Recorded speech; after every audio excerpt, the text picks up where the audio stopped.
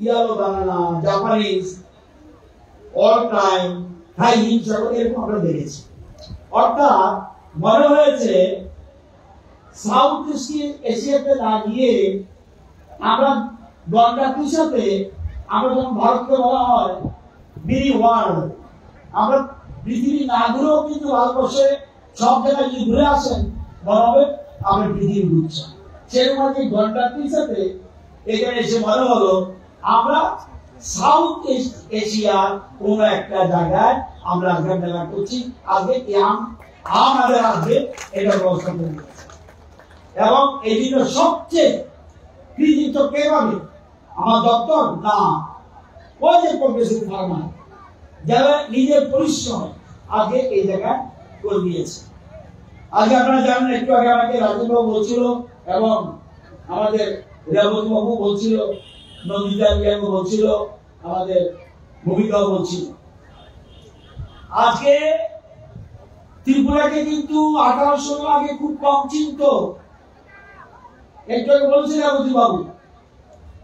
আজকে আপনারা জানেন পরশু দিনে আমাদের এমপিরা তো বলছে, আমাদের রেবতী বাবু আগে বলেছে, এর আগে যারা এমপি ছিল তারা বলেছে, কিন্তু অনেক আগে 18 আগে যারা এমপি ছিল তারা কতটুকু বলছে আমি জানি না।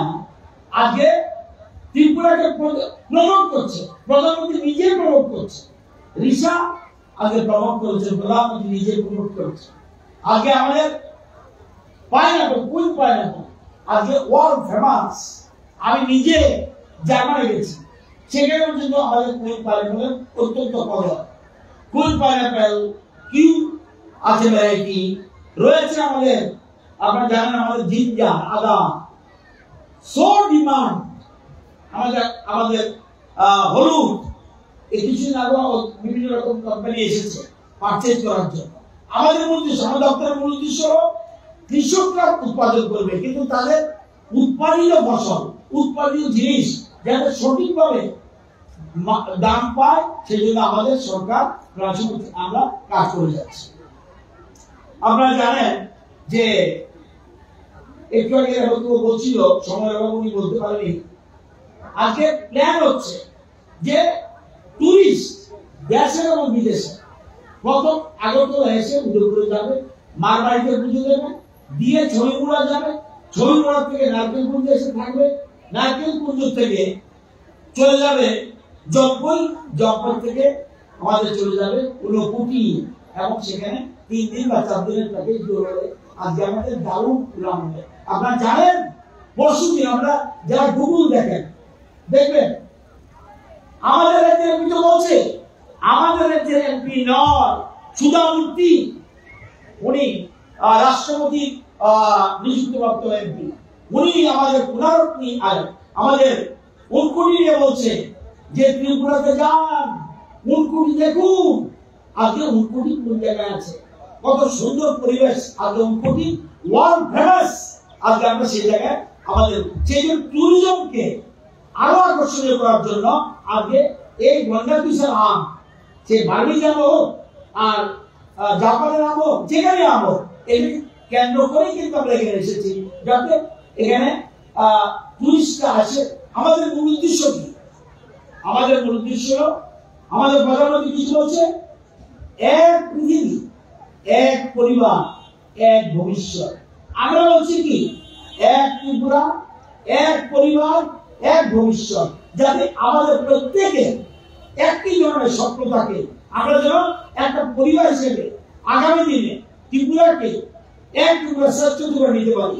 আমরা দল যার যা, কিন্তু উন্নয়ন সভা, দল যার যা, ভবিষ্যৎ দল করুক, কিন্তু উন্নয়নের ক্ষেত্রে আমরা সবাই আমাদের মূল উদ্দেশ্য ঘরে ঘরে রোজগার।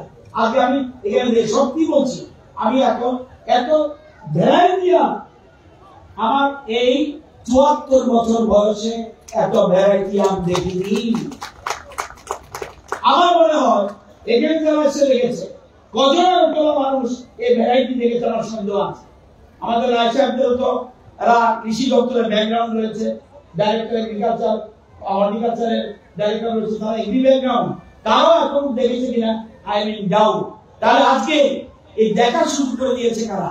এই রাজ্যে যারা, এবং এখানে আমাদের কিছু কিছু নাম আছে ফেমাস, তারা আজকে অনেক 144 জন কৃষক এই গন্ডাকির সাথে আমের চাষ করছে। এর মধ্যে 15-16 জন আছে নাম করা, স্পোর্টিং চাকমা, অমৃতা চাকমা, প্রোগ্রাম চাকমা, সমীরণ চাকমা, অরুণজ্যোতি চাকমা, মুকুল চাকমা, শশাঙ্ক চাকমা, পদ্মরাম চাকমা, তপনজ্যোতি চাকমা, বুদ্ধিকর চাকমা, দিয়াম চাকমা, নতুন চন্দ্র চাকমা, পুরন্ত চাকমা, রাজেশ দেববর্মা, শিশুরঞ্জন চাকমা, যারা 3 হেক্টর থেকে 2 হেক্টর এরকম কাজ করছে, এবং বার্ষিক আর শুনলে আশ্চর্য হবেন, কারো কারো স্পটিং চাকমা এখানে আছে কিনা আমি জানি না, 15 লক্ষ টাকা বার্ষিক আয়, 15 লক্ষ টাকা, এবং অমৃত চাকমা 13 লক্ষ, প্রোগ্রাম 12, অর্থাৎ মিনিমাম 2 লক্ষ টাকা আজকে এখানে কৃষি কাজ করে, তাদেরকে আপনি চাকরি দিলেও যাবে না।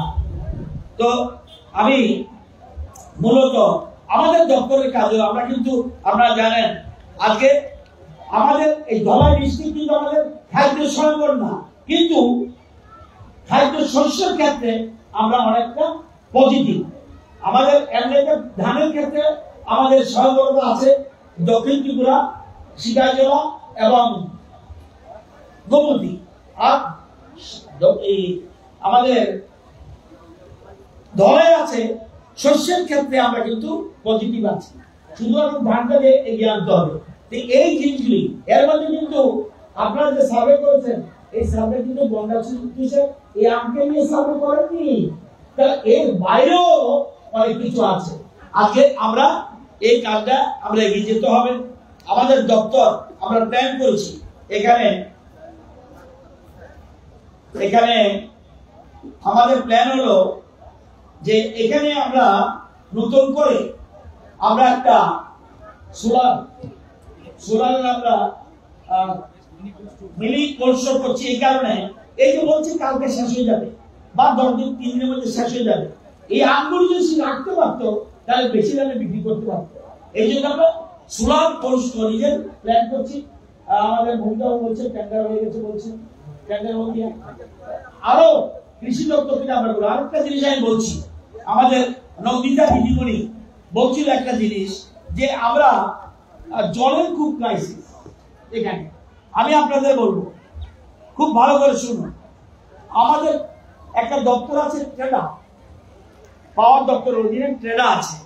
ট্রেডা আমরা 5 কালি জায়গার মধ্যে আমরা যদি সোলার পাম্প বসাই, উপরে যদি ছায়া না থাকে, পরিষ্কার থাকে, তাহলে এই 5 কালি জমিতে 25 বছর পর্যন্ত আপনার জলের কোনো ক্রাইসিস থাকবে না।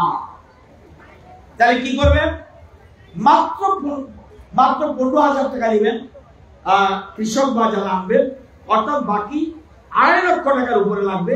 এগুলি দেবো আমাদের সরকারি ব্যবস্থা। আমরা সেখানে সোলারের পাম্পেরও চিন্তা করছি। এই আম বাগানগুলিতে কিন্তু সোলার লাগাতে পারার ইচ্ছা করলে সেখানে জলের কোনো এবং জল প্রয়োজন, শুধু আম বাগান না, সেই অন্যান্য জায়গাতেও আপনার সোলারের ব্যবস্থা করতে পারেন। সুতরাং সোলারের ক্ষেত্রে কোনো অসুবিধা নেই, যত ইচ্ছা। এবং আমরা ভারতবর্ষে সোলার পাম্পে আমরা এটা বলে পিএম কুসুম স্কিম, এটা আমরা কিন্তু ত্রিপুরাতে নাম্বার 1 পজিশনে আছি, এটা আজকে এই জায়গায় আছে। তো সুতরাং আমার অনুরোধ থাকবে, আমরা আরো কিছু এখানে করার চিন্তা করবো, যেহেতু আজকে আমরা এখানে এসেছি। এবং আমাদের দিদি বলছে যে আমের আনারসের পরে সবচেয়ে প্রোডাকশন আমাদের রাজ্যে আম, আনারসের পরে কিন্তু আম। সুতরাং আমরা এটাকে আরো বেশি, আপনারা জানেন আমরা কিন্তু আমি চাষ করছে মানুষ, কিন্তু সরকারি স্কিমে এরা কিন্তু সরকারি স্কিমে আসেনি।